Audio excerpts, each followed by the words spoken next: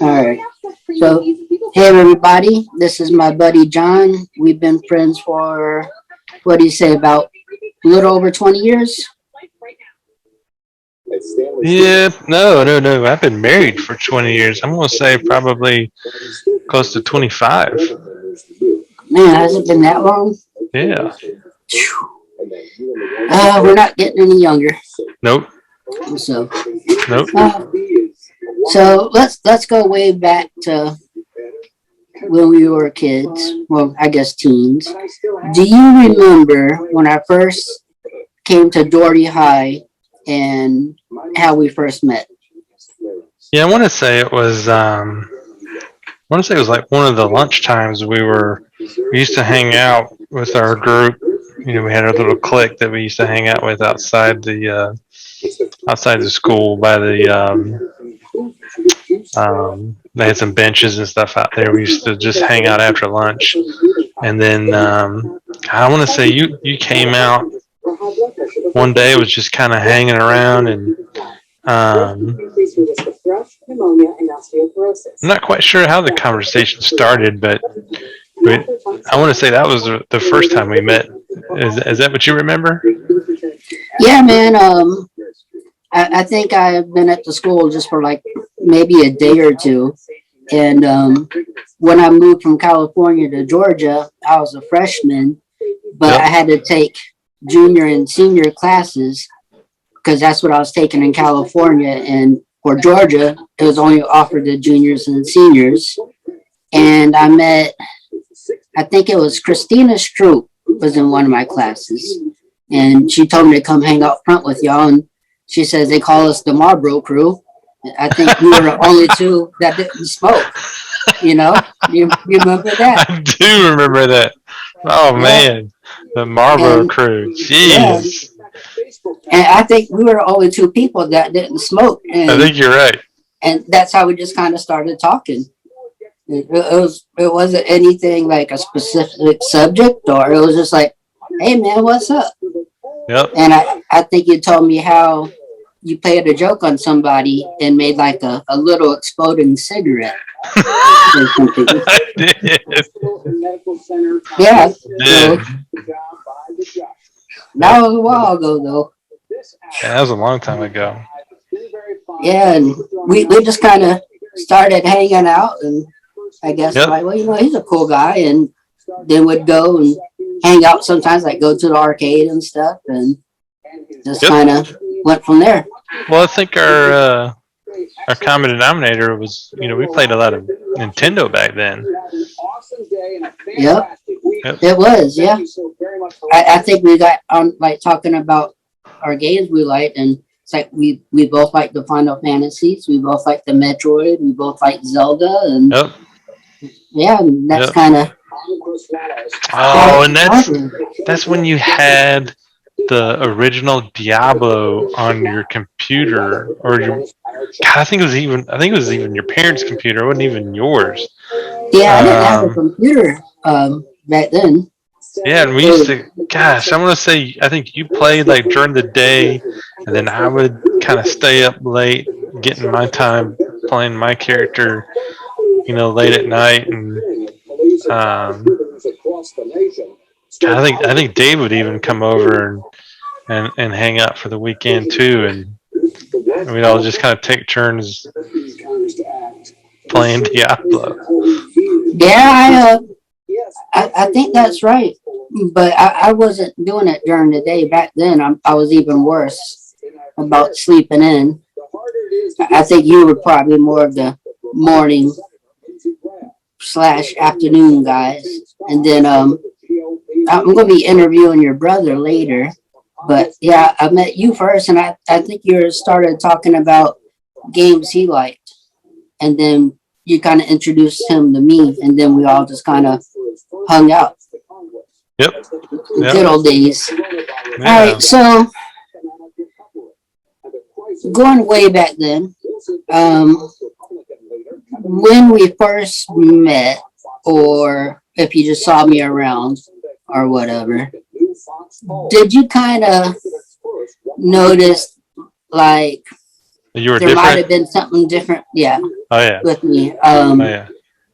Like, did you think maybe I was younger than I look, or not younger than I, but younger, like maybe, Well, it was hard to say because to say that you were younger or you were just different, and um, and then of course it made me curious. I want to talk to you and get to know you more and find out.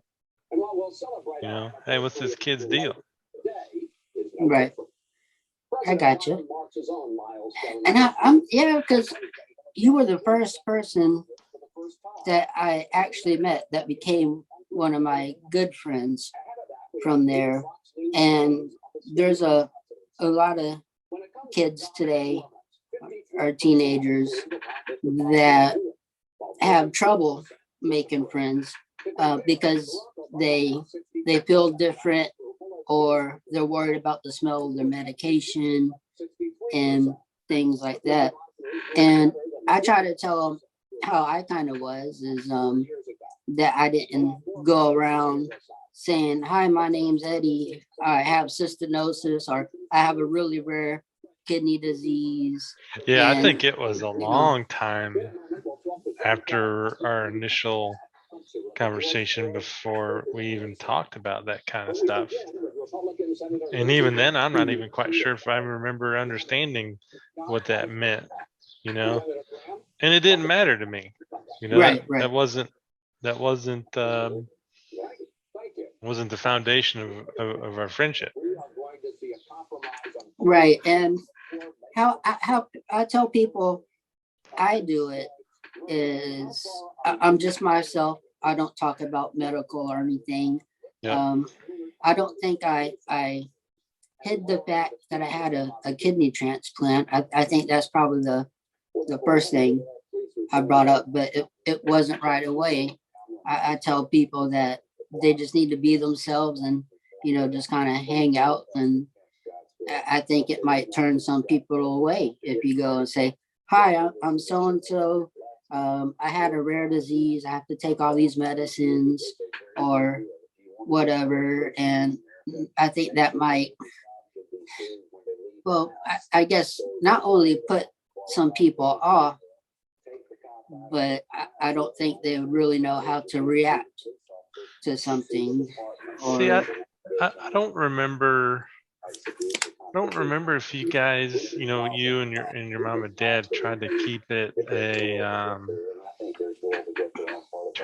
hidden or anything like that. I think it was. I get the feeling that you guys tried to keep it as a normal of a situation as you could. yeah, and that's what I try to tell people, that even though we have a lot of different things than your everyday person, with doctor's visits, medicines, or health issues, that I just try to be a normal kid. And I was just myself. Yep. I know when I came from California to Georgia, I was pretty cocky, which kind of reminds me when I met your mom for the first time. I think it was, I don't know, maybe a couple months when I actually got to meet her, and we're having all those tornadoes around us. And then Sam picked us up and took us to your house. Hmm. And your mom just looked at me and says, "You're a cocky little shit, aren't you?" And I thought that's the funniest thing any parent has ever said to me. And My yeah, my mom was she really knew how to read people and figure out their personality and really know how to communicate to them. yeah, she did. I think I was there for like 5 minutes, and she just broke out and said it just like that. And I thought it was so funny, but she was right, man. I was pretty cocky for several years, but there's a big difference between living in Southern California than moving to Albany, Georgia. I mean, Well, that's great because that gave you that confidence to to uh, try to make friends and grow personally and I think it was better for you in the long run. Oh yeah, for sure.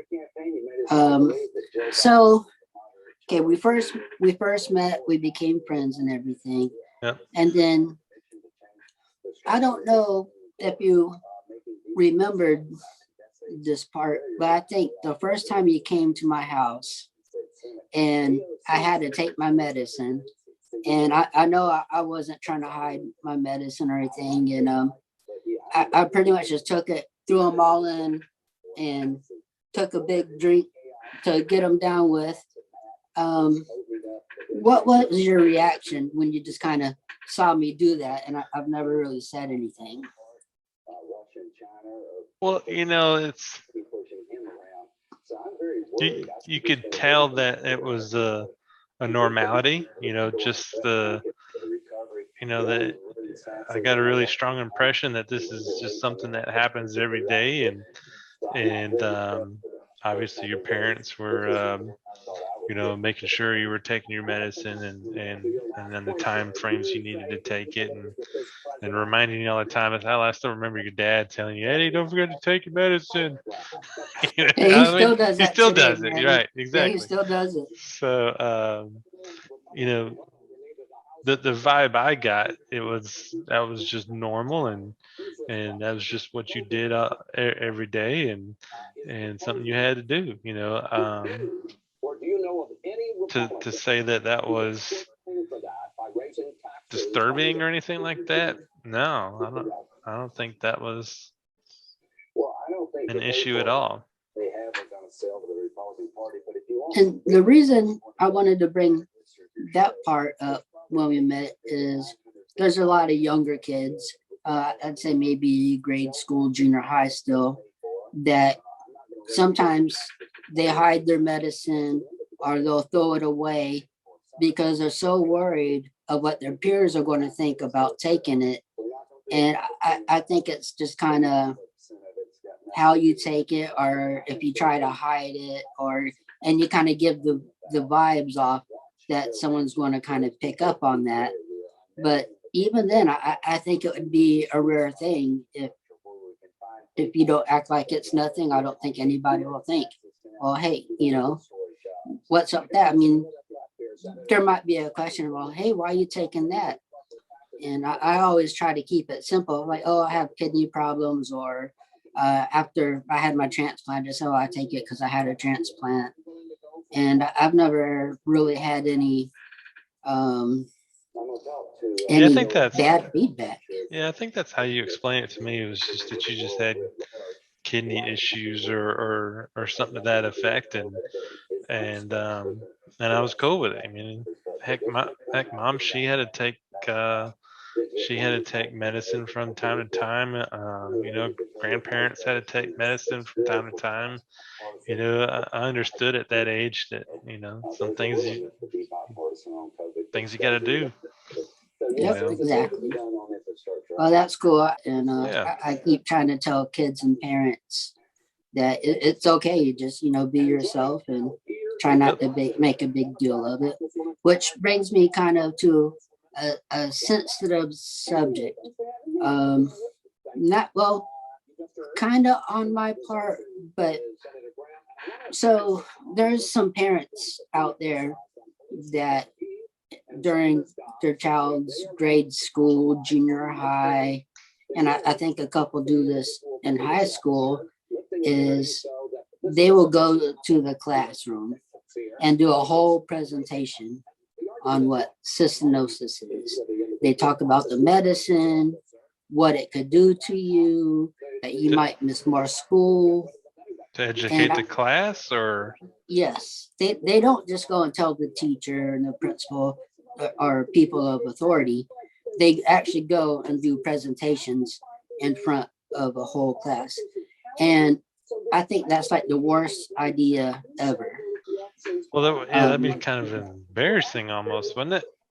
Right, and that's why I say that, because you know how kids could be pretty cruel, Oh yeah. you know, and you kind of got to figure a way how to fit in with people, and just deal with all that as being a kid. But when your parents go in and they're telling everybody all these stories of things can happen, about, you know, what the medicine can do with you, like sometimes your breath will smell, or your body odor, you know, or the gas issue, which we'll get to here shortly.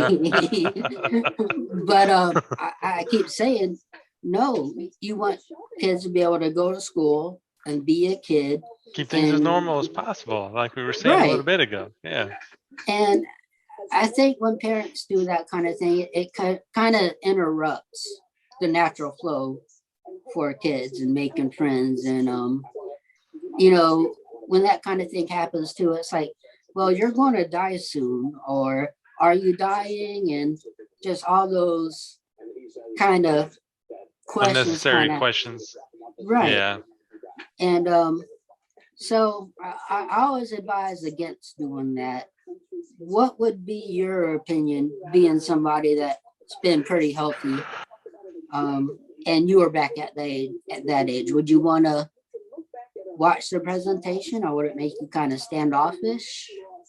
Well, for one, I think it'd be kind of odd. Two, I think it's more information overload than anything.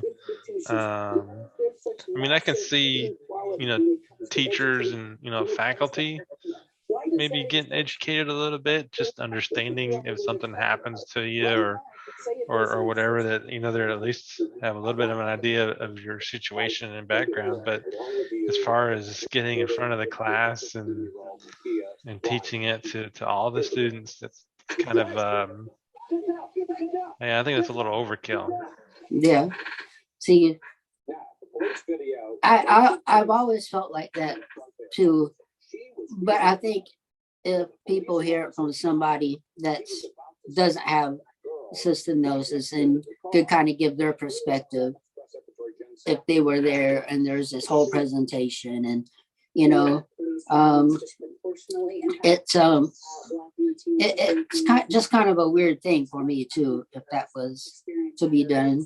But like you said, teachers and everybody, my parents, you know, would say, hey, our son has to take medicine, he has a kidney disease, and he has to go to the bathroom sometimes more than your regular Normal. person, and you really can't, or you shouldn't hold it, you know, sometimes we can't.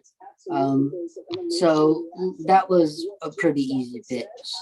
um, Now, going on, when I guess we're still in high school towards the beginning when we met, Yep. did you ever think that I was like maybe frail or real sickly, or did I kind of act like a loner sometimes, or things of that nature?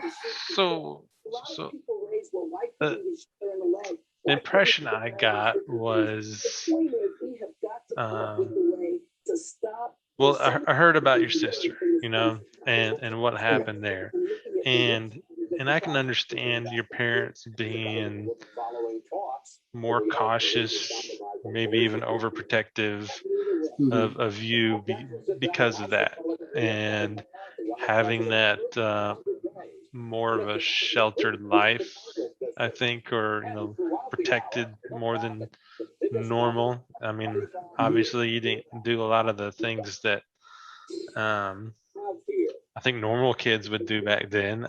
Obviously you tried to. I mean, I think you were pretty big in baseball. You were pretty big in and a lot of outdoor stuff. But good gosh, what was it? We were working on that math project, and you just hadn't used a hammer yet, and you were what, mid to high teens, Mhm. and never used never used a hammer. And for me, that just was odd, you know. Oh yeah, man. No, you and your brother are like handymen. already by the time y'all in high school. And I think I told this story to y'all how I'd always want to help my dad out. And Yep. it was more like, well, hand me a beer or watch. And then that's how I kind of got interested in the kitchen. Is after my first transplant, I had to learn how to use herbs and stuff. But my mom would let me help her in the kitchen. So since it Oh, was kind of a hands-on thing, but yeah, I well, that's remember cool. the I way didn't you know looked that. at me. Oh, really? Yeah. Yeah, man. That's with my transplant and helping my mom in the kitchens what got me started. Um, and I tried to help my dad out, and he would never let me help. And I remember that look you gave me. You never used a hammer? Yeah, I remember that, Yeah, man. I was having to show you how to hold it and the whole shebang. It was it was odd for me back then. Yeah, It's funny for now, of sure. course, but um yeah. All right. Yeah, no, I remember that. And Mr. Heisler couldn't believe I did such a good job on the nails.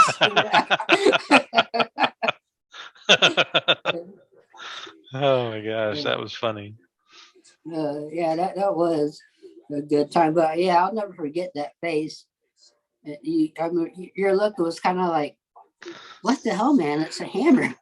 It's, well, my dad taught me how to use it when I was probably 8 or 9, and Yeah, yeah. even though I wasn't like helping him build stuff, but it was, he would show me how to clean the nails off of a board, how to straighten them and take them out and that kind of stuff. So even though it was, really entry level usage, you Right. still start picking up those skills like that. And it was just odd to have, 15, 16-year old. I don't remember how old we were then to have not no clue. I'm not saying that, but No, no, very, I know very, very exactly. limited knowledge. Well, cause I think you watched me attempt to get the first nail in, and Yeah. I think I bent it all to hell, or it was something where you're like, dude, no. No, it was bad. It was bad, Yeah, but we I got through it. remember.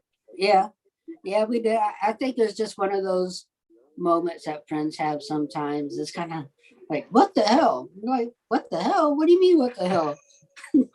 But it And was, I never held it against you. It was just learning something new and different about your experiences. That's all. yeah, yeah, I always thought that was kind of funny too when Yeah. it happened because I didn't know any better that people my age knew how to do that stuff. But um, Yep. previous friends I've known, I noticed they help their dads more, like working on cars or fixing things, and I just never paid attention to it, I guess. Yeah. So, but okay, so now, um, okay, so when I moved to Georgia, there was seemed like there's a lot more kids that were a lot bigger than I was. Yeah. And in California, I had that to an extent, but it just seemed like when we came to the South, it was like a whole bunch of grown men Well, it was walking just like around. you said, Evans. You just started your freshman year in high school, so you have that you went from being in the older grade in junior high to the younger grade in high school. So it's to be expected. Everybody's going to be bigger. Oh But yeah, yours um, is exaggerated a little bit. yeah, just a little. Just a little Uh, bit.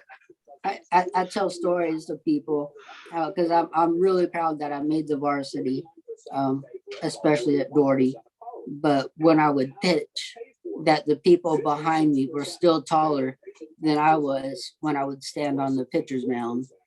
Yeah. And a lot of people don't believe it, but I'm like, no, that's a true story. I pitched, I was on varsity, Yep. and everybody was still bigger than I was when I was on the pitcher's mound. Yep. So I I guess I try to tell parents not to treat their kids like bubble children or bubble child.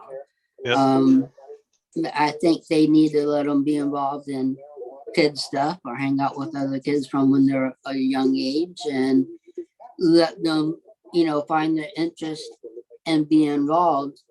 And I kind of think that helps their life skills in a way. The older they get, they'll have some confidence, so they'll know how to talk to people and react to situations.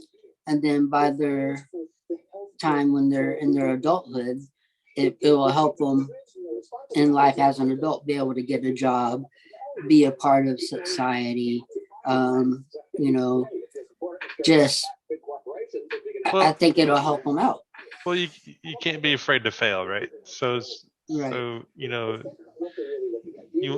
even if you don't think your kid's gonna do well at it, you gotta at least let them try. Hell, they may surprise you. You don't know, and if they don't do well at it, that's fine too. I mean, let's see. I was in wrestling in junior high, and I wasn't good at it at all, but there was still a lot of things I got out of it, personal development than than excelling at it. You know what I mean? Right. It's still a life experience. It's still a learning experience. Regardless if I did well with it or not. You know, so So, would you say it's fair that to all the parents out there, or maybe even some of the kids, that it's better to get out there and try new things and kind of get involved instead of trying to stay inside all the time and not interact with people? oh yeah, Um, you don't know what you're capable of doing until you're in the situation to do it. right. And it's kind of funny that you say that, because my experiences, when I did not necessarily martial arts, that was before I met you, but baseball, I guess. And we always had more problems with the parents when I would play baseball versus the kids. The kids were like, oh, hey, he likes to play ball. That's cool. Yep. And the parents were more like, oh, he's too little to be out there. He's going to get hurt. Or sometimes those even, oh, he must have something wrong with him. I don't want my kid to catch what he has.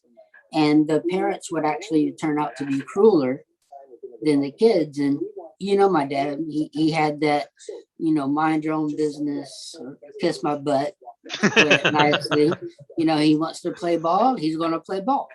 Yep. And so, yeah, that's something I try to, I mean, you're going to have that. I mean, regardless if you're going to have a condition or not. I mean, you just. I don't want to sound bad, but I mean, it's kind of human nature. That not everybody's going to get along, and you're going to have issues from time to time. What would I say? Your your ailment added to that or not? I can't see that. Well, that's awesome, man. I try to explain it sometimes, but I think you put it a little bit better when you just said it was just human nature sometimes that you're not going to get along with everybody, and it happens sometimes. Yeah. So, I've never really said it like that. I would just always say, well, a lot of us look a little different. A lot of us are shorter, a lot of us look young for our age, and there's ignorant people out there, and they don't understand certain aspects that everybody is different anyway. Well, well, exactly. There's what now more so nowadays than back then. There's so much more diversity in this in the schools and in these programs and normally when you hear diversity, it's more of a racial thing and or a gender thing, but even a like in your case, a medical condition, you know, can attribute to that too. Yeah, definitely. You put very well. Okay, so now on the subject as far as bullying goes. There seems to be a lot of bullying out there, not just in school anymore. I guess there's social bullying and things like that that kids and parents have to deal with. I always tell people how I was brought up to kind of stand up for myself, and I I had a couple attempted bullying, but I stood up for myself. I got in a few fights, but this was before I got to Doherty High. This was like more elementary school, junior high kind of stuff. But when I came to Doherty High, I wasn't really intimidated, but there are some people that would try to mess with you and everything. And I would kind of stand up. And I think sometimes they thought it was funny. I'd stand up for myself, or some people kind of like, oh, wow, we didn't expect that kind of things. And we had our clique, the Marlboro crew, I guess, and everything. And I feel like sometimes maybe I didn't know it, but behind the scenes, I think y'all kind of would, watch over just you. kind of, yeah. And I think being on the baseball team helped that out a lot too. I was pretty cool with all the baseball players. There was even a few who thought I shouldn't even try out for the team, but when I actually made it and they got to know me, and then when I came to Doherty too, I took junior and senior classes, and I think all that benefited me. So, well, yeah, you generate those friendships, right? And why wouldn't you want to stick up for your friend? Why wouldn't you want to watch their back? You want them to watch your back. It's no different. It's I ain't gonna say it's like real world, but it's definitely I think window into world that environment. Yeah, I think especially in those days, it was our real world. Yeah. And when you grow up and everything, it's nice to have friends and you try to watch out for each other sometimes, but maybe in a different way, or Yeah, that's even when you find out where your true friends are. Are they watching your back? It's right. It's you do find out that oh man, he's been watching out for me this whole time, and I just didn't give him the time and effort to maybe not thank him. That ain't the word. What is it? I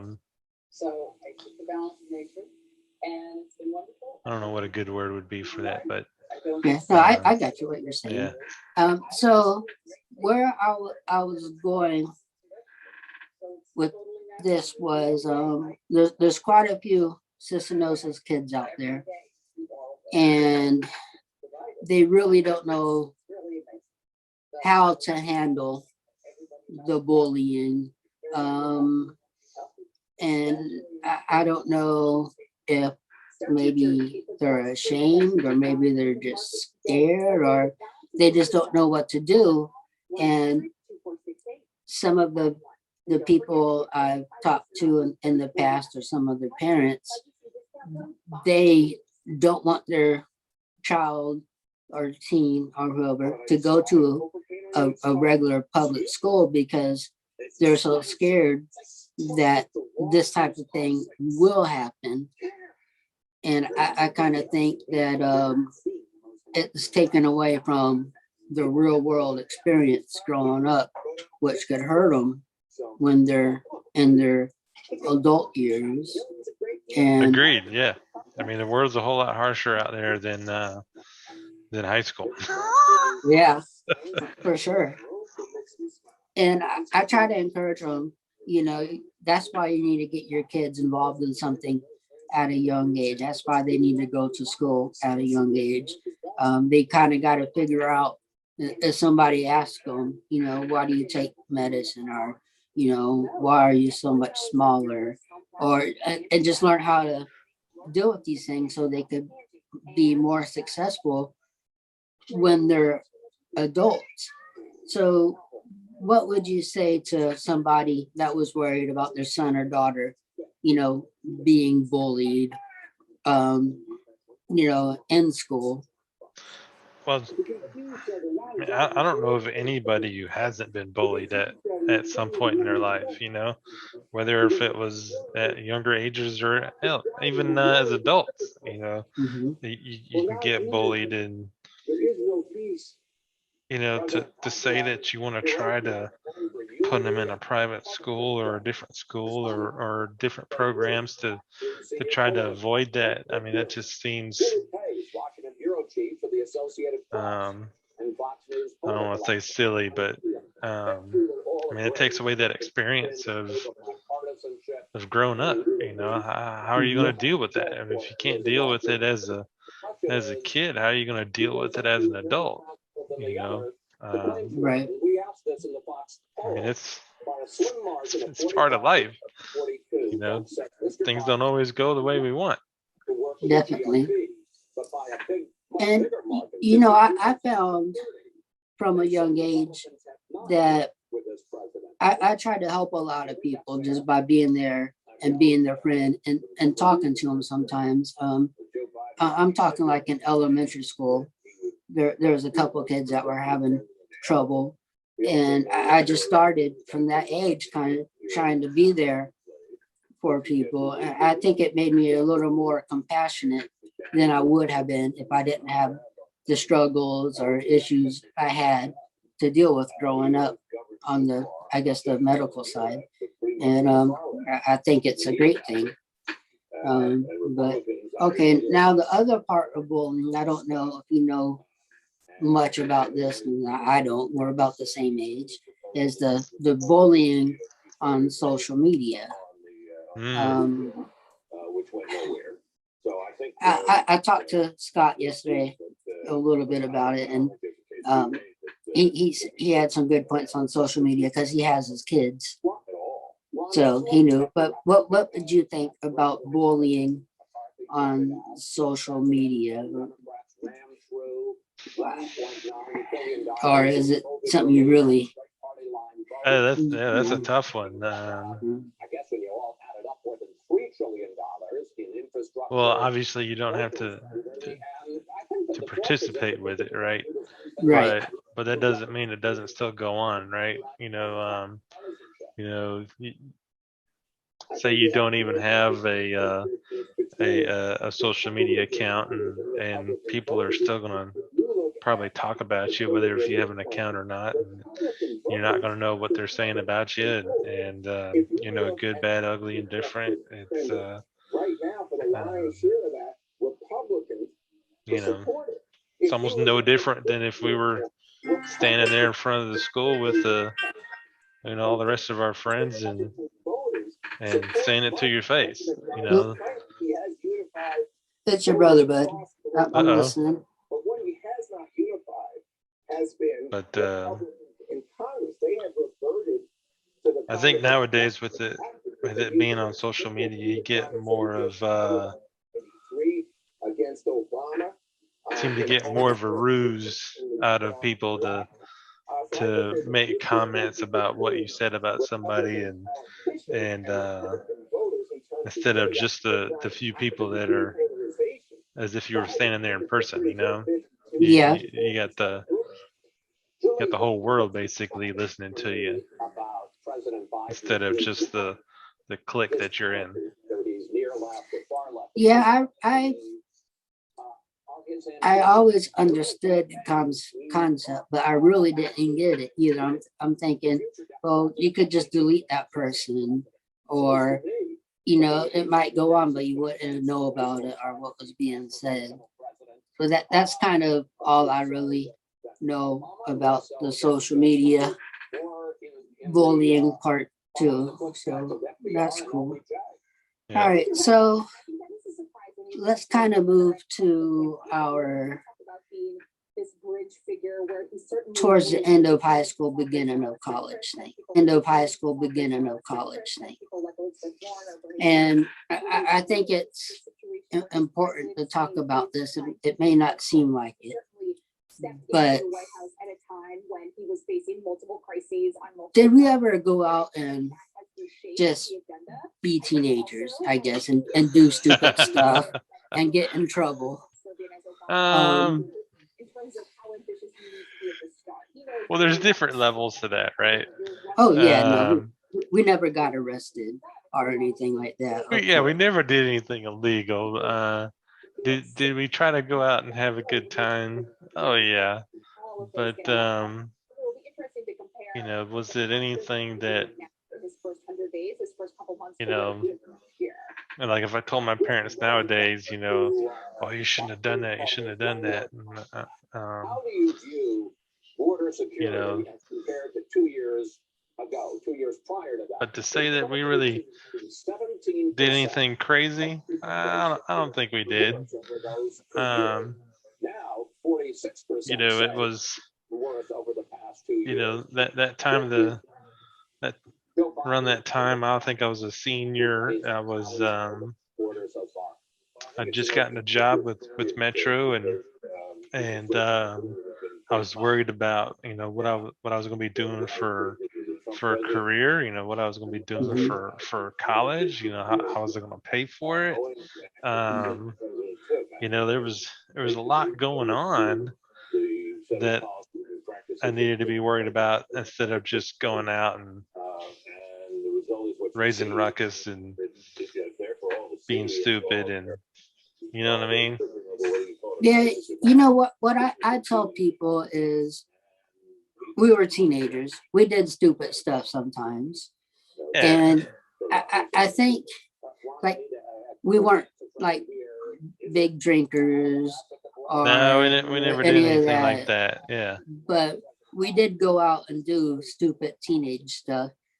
And I think in a way it kind of had a balance, because, you know, like you said, you were worried about, you know, going to college and how you were going to pay for it and what you were going to do for your career. And around that time, I was worried about what I was going to do. And I knew I wanted to be a chef, but I had no idea how to get there. Yeah. I mean, my first job was a Taco Bell. And I tried to go apply at real restaurants, but they would not believe my age and would not even look at my ID card. It's like that Italian restaurant of Villa Gargano's. Yep. I think I went there and I tried to apply. They wouldn't even let me fill out an application. And I was just all pissed. I didn't know, you know, I could have went to like the better business bureaus or things like that. I was just a high school kid that wanted to start my journey, and Taco Bell hired me. But they looked at my ID and they're like, well, can we see your ID? No offense, but we got to make sure. Yep. Which I was cool with. So just, I think we all had a good head on our shoulders, but it was good that we'd go out and do different teenage stuff. And, you know, I think it's good to get in a little, you know, trouble, or not trouble, maybe being a little mischievous. Yeah. But, okay, so speaking during these times, I think we got our first laser tag place. And I know we all enjoyed and played laser tag sometimes. Yep. And it would usually start after I'd have to take my medicine. And back then, the medicine wreaked a little bit more havoc on, I guess, my stomach. Mm-hmm. Do you remember what I would do when we would play and we needed to get people out of the base? Yes, you had an extra tool. Uh, and But to say that's a could be an embarrassment, I can see it being an embarrassment. But the group of friends that we were, we embraced it. yeah, we did, and we thought it was hilarious, Yeah. and it was. Every time we'd just all start laughing, and tears would come out of our eyes, Well, I and don't know if that somebody was from the tears of other joy room. or just because of it. It was just that bad, And yeah, or no both. one's denied it, man. And I've been in a few embarrassing situations, of course, but over time, you kind of get over with it. Like if I did something like that in a classroom, which did not happen very much at all, but it did happen a couple times throughout my years, and it's super embarrassing, and especially say there's a girl or somebody you really like, or just any of 100 situations or more Yeah. with somebody being in the class, whether if you're friends or if you weren't. But it always seemed to go away like maybe the next day or two, and it's like it's all forgotten about. And Well, that's all part of being yourself. You learn right off the bat. Who your real friends are, and how they're going to treat you when you have those situations. Um, mhm. we handled it probably better than maybe most people, but um, don't know until it happens.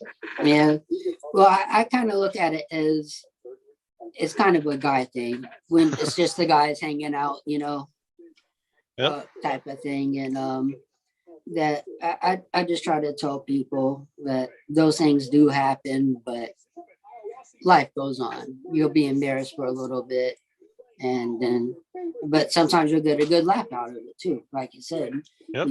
if your friends are around. Okay, so But you did cheat during laser tag. I'm not gonna lie to that. cheat.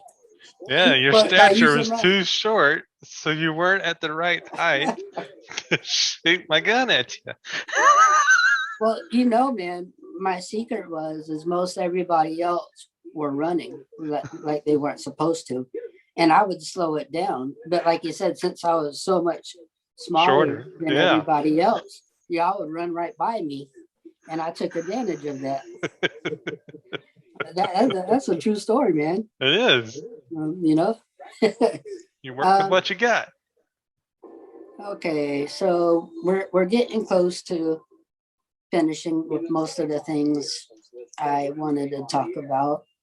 Um, so is there any memories, or was there any certain time that you were worried about me from being sick, or maybe just any memories that stick out in general with anything with life, or those kind of things? Um. So as far as your health goes, those early years like that, it didn't seem like it ever really changed. You were pretty consistent the whole way through. You never really had any episodes, or at least that I can remember, where you Mhm. had to go in the hospital for an extended period of time, or anything like that. I don't remember anything like that. And then as far as how much your parents was involved with your condition, I didn't think they would. I, I really felt like they were on top of whatever it was that you had, and it was being handled, and because I didn't see anything that showed any kind of concern, like you never went to the hospital, didn't have any like bandages, some kind of physical um, appearance change to Right. signify, something. something's changed or happened that that would raise any kind of concern. So no, I wasn't too worried about your health. As far as um, so high school around that time, everybody kind of splits up. Some people go their own way as far as whatever college they want to go to or career path they want to take, and we sort of had that a little bit, but we still tried to keep in touch, Right. and I know there was long periods there where we didn't talk as much as we normally did, and for anybody that's a tough time period to transition from graduating high school to getting your life started. Right. So So yeah, I kind of like to tell people, as far as my experience going to school, I try to be as normal as a kid as I could. And I think overall it kind of helped me to grow into the person that I am today. And I kind of think, which is what, like you said, towards the end of high school, we all started going to college and wanting to get our life started. We all kind of had our go our own way. And yep. I think that's a tough part of life, because we were so For close for so anybody, yeah. long. Yeah, I think that's completely normal. Now, what I don't think is too normal, but we did it, was, even though we had that time where we all went our separate ways and we kind of had different things going on through our life, we would still try to get in touch with each other once in a while. Oh It yeah. might have been months or a couple of years, but I think we all came back to a point where we all got it, back together, and we have a lot of our clique that we're still in touch. We get together, Yep. we try to at least once a year, but it's just easier with the internet. And back then we really didn't There have was no such easy internet. access. Yeah. And I think that's part of the reason that, but we all understood. I Well, think, even cell phones, we didn't even have cell phones back then to just no, I had a arbitrarily call. beeper. My parents got me a beeper, Yep. not because it was the cool thing. It's because they wanted to get a hold of me to ask me if I took my damn medicine. And like, I think it was my senior year I got it. And Doherty High being Doherty High, I'm like, oh man, Eddie got a beeper. He's a pimp. And of course, you knew how shy I was way back then. But it was hilarious. But yeah, I think beepers just became a thing where everybody was getting them, and it was the cool thing to do. So my parents got one for me, and they didn't tell me the real reason, but I kind of knew. Yeah. And but I tell other people that it's going to happen. You might as well indulge it and get used to it and make jokes about it, that your parents are always going to, did you take your medicine? Well, yeah. Or, Nowadays, it's going to be a text. Hey, did you do this? They even probably set reminders on their phones now to. yeah, it's To just so many things. yep. But I think it's just natural for parents to want to hear it or want some kind of notification that you took it. And I was mad all the way, maybe until I was like 30. And then one day it just hit me. They're just concerned about them. Exactly. Or about me, and I mean, when I When lived you're a on my teenager, own, you don't like being told what to do. yeah, man, you really don't, and you get mad. And hell, I I'm old enough to remember do my own decisions. exactly. And I remember when we would all go out somewhere or hang out, that even you guys, I didn't ask y'all to, but I think one day it was probably you or your brother, or it might have been Scott, that looked at the clock was like, Eddie, it's like 7:58. You got to take your medicine. Yep. And I really didn't know what to think about that at first. And, inside I was kind of like, what the hell, man? I know I got to take my medicine. I'm old enough. I can see the time. But then, after a while, I kind of appreciated it. And, I don't even know if I wasn't embarrassed when y'all did that for the first time. I think it took me off guard. Yeah. And I really didn't know what to think of the situation. And I don't know, I've kind of always appreciated that, because there might have been a few times where I didn't look at the clock or something, and I would have looked at it soon just out of habit. But you know what I'm saying? Just having the kind of heads up was always kind of cool. Well, it's cool that we had that that real sincere friendship, real friendship that you know we cared about each other. We still wanted to stay in touch. We were, I mean, you know this already. I would have done anything for you if you needed it, and I'm sure it was the same way for you, for me, and um, finding that real friendship, out in this world like this is can be hard, and you definitely don't want to take it for granted when you do get it. Yeah, that's a true story.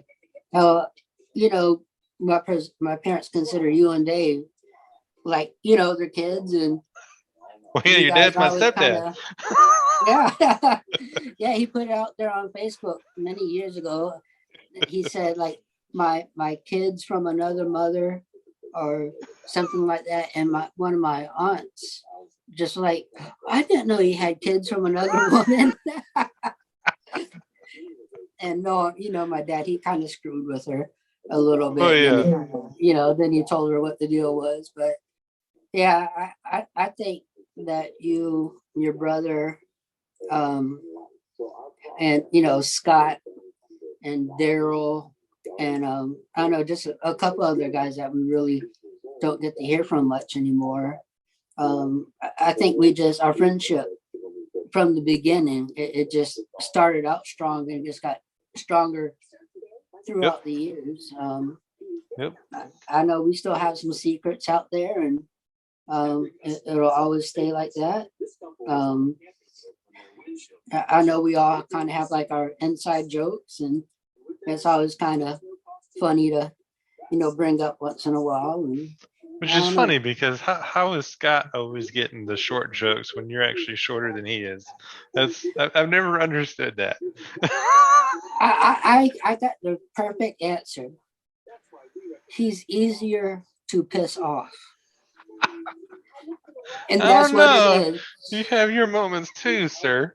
Yeah, I know. I've had my moments. He's just easier.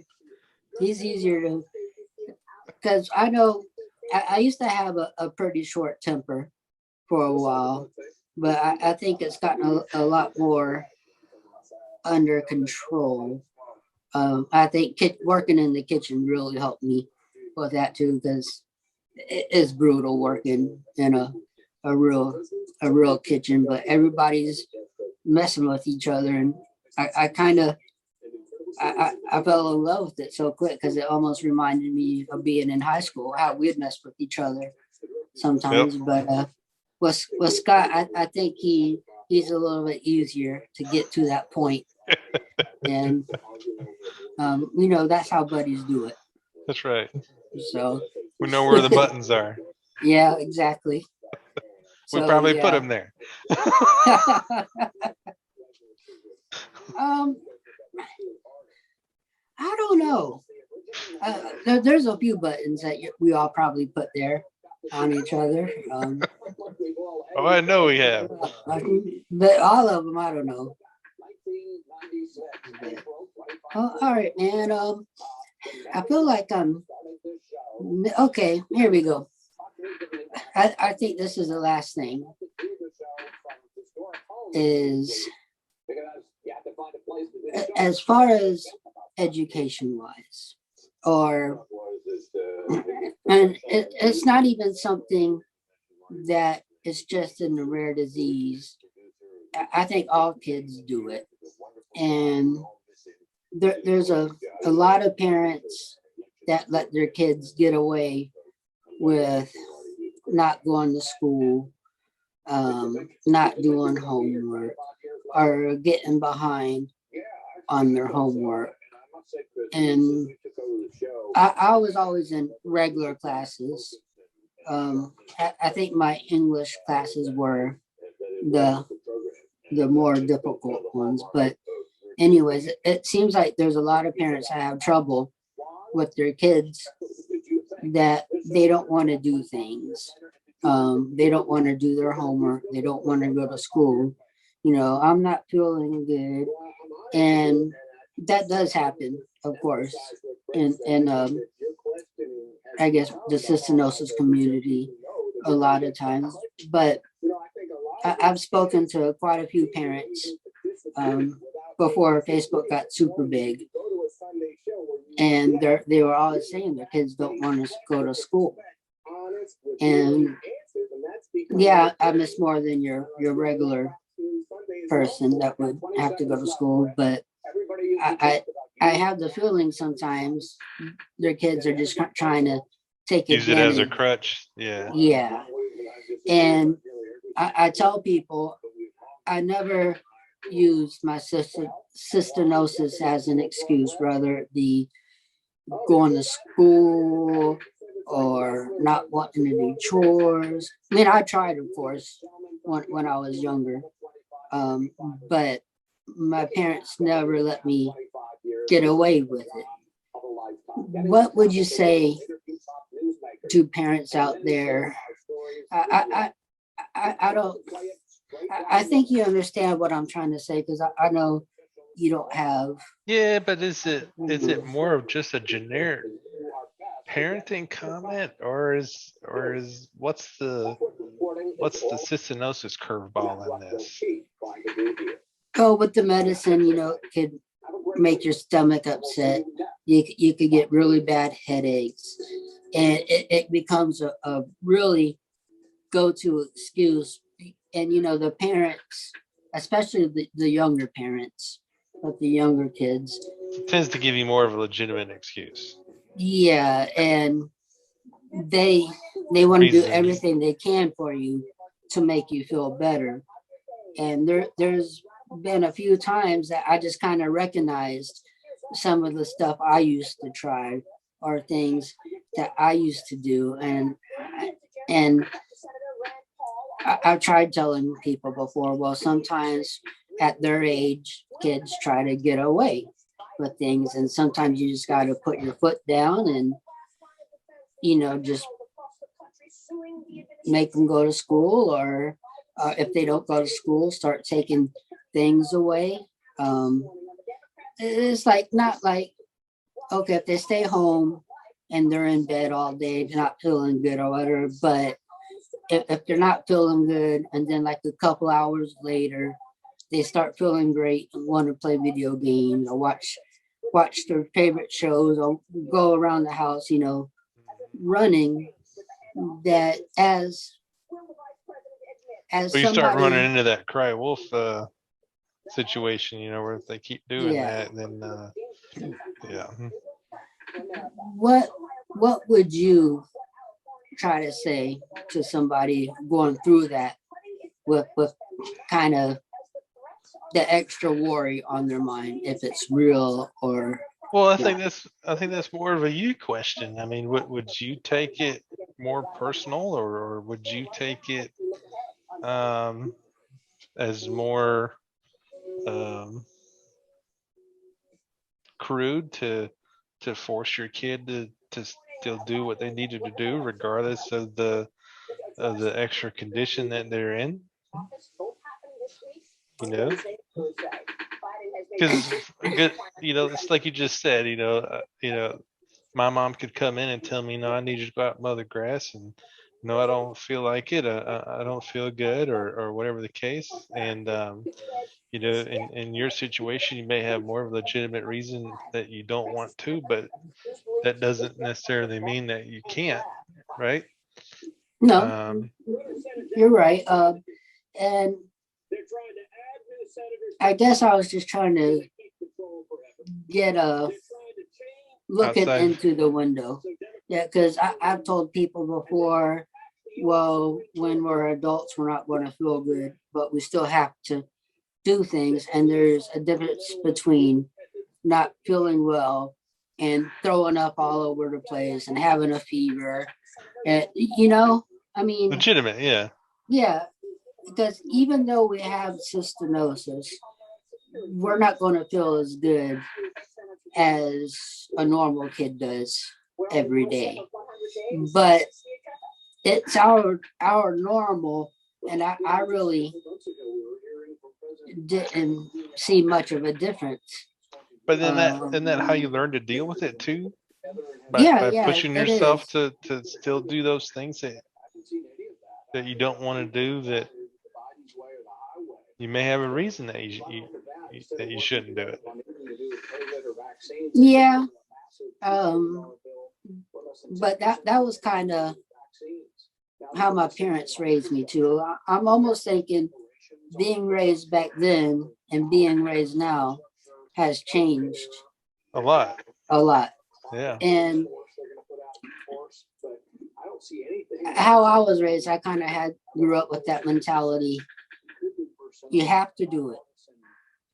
It's a responsibility. You Yep. can't avoid not doing it, and you need to learn how to deal with it, which is kind of how I am about the school thing, about starting school early, sticking up for yourself, and making friends, and all. Yep. I think all that ties together, and I kind of look at it the same way as far as responsibilities, where there's a couple people in particular that come to mind, but I can't say if I wanted to, Yeah. but you know what I'm saying, where their kids are getting away with murder. And I'm thinking, man, I would have got a whooping for doing this, I would have got a whooping for doing that. And I think growing up was having to take medicine all the time and having to go to doctor's appointments, that you kind of need to do it throughout your whole life. So it becomes second nature. I don't really think about, oh, I got to go do this, so I can't do that. I'm more Yeah, along you'll like, learn how to deal with it better. yeah, it's like, well, I got to go do this. Well, after this, I could go do this after, or um, kind of learn how to organize my schedule to where everything's not medical, or So, hospital. yeah.